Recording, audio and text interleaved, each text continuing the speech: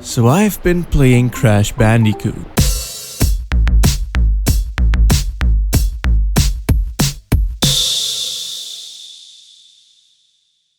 You know, when it comes to Crash Bandicoot, many songs of praise have already been sung for both the second and third installment. And while I do like those, I tend to remember the first game very fondly as well. Not only is it the first game in the series which I played, but it's also the very first PlayStation game which I played.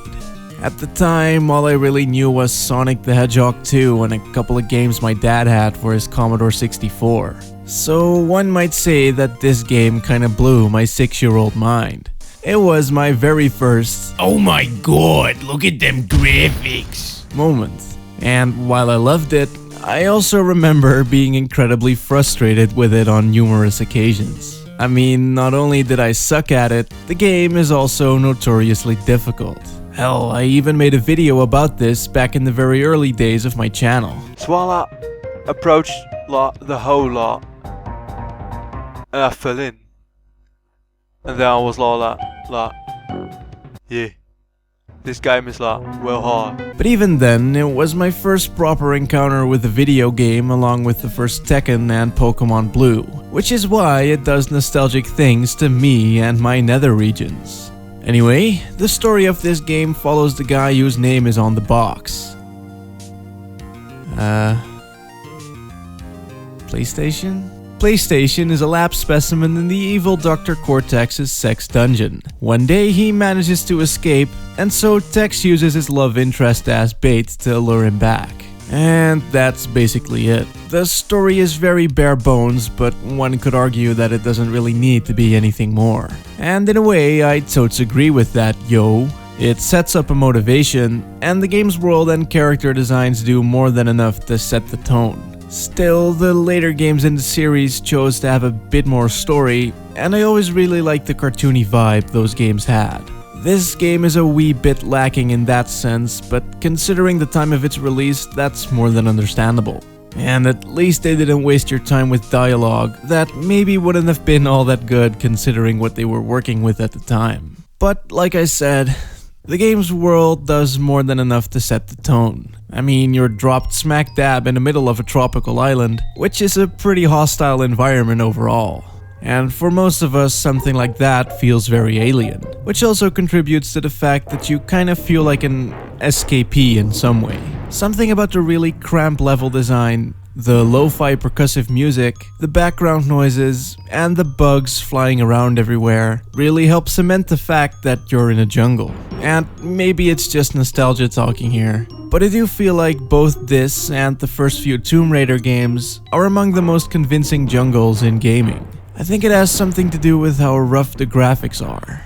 I mean, the jungle is tough, man, and the jaggy graphics really help sell that feeling to me. Also, maybe the air of mystique that these games had helps as well. I mean, the game doesn't really explain anything to you. Very much like the early Mario and Sonic games, there's a lot of stuff that you just need to uncover for yourself. The game does kinda hint that there may be something there, but how you get it is up to you.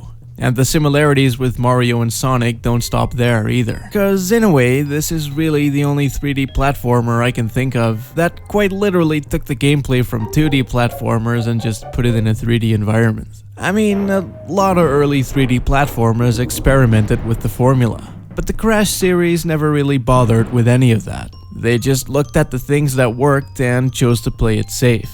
And while the game did receive some flack for that at the time, it does actually hold up better than some of its 3D counterparts in my opinion. I mean, I like Donkey Kong 64 and Rayman 2 as much as the next guy who likes Donkey Kong 64 and Rayman 2, but a lot of design choices made in those games, mainly the camera, just seem a bit dated to me compared to the linearity and simplicity of 2D platformers. I don't know.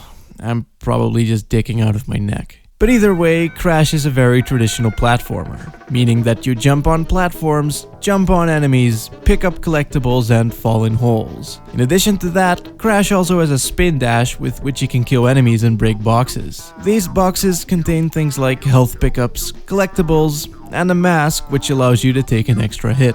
Really, it's all very basic stuff, and I doubt that there would be anyone who wouldn't instantly understand what to do when picking up the game for the first time. Well, except for me, of course. Anyway, the game is kinda split up into two halves, the 2D levels and the 3D levels. The 3D levels are definitely the easier part of the game, and seem to focus more on making shit look nice and showing off the capabilities of the PlayStation. The 2D levels, however, are kinda like a tribute to the platformers of yore, and sometimes even border on sadistic, with some stages requiring almost Kaizo Mario levels of platforming. Especially near the end, there are definitely some levels that are just as frustrating for me to play through as an adult than as they were as a kid. I mean, the game is definitely a relic from another time. Things like saving are very awkward to do since you're only allowed to save after completing a bonus stage, and you can't use the analog sticks to move around either, which kinda makes precision platforming a bit harder to do sometimes. Though I'd argue that that actually adds to the fun of playing the game, since every gap still feels like a legitimate obstacle. Other than that, the gameplay's fine though, and it definitely does a good job of building up its difficulty. The only real complaint I have are the boss fights. These never were the strongest part of the series, and it's very clear that that tradition started with the first game. I mean, as the levels get progressively harder, the bosses kinda don't. They present some variety, sure, but they don't really bring any kind of challenge, which is especially noticeable later on in the game, where shit just gets kinda laughable compared to the levels you just had to struggle through.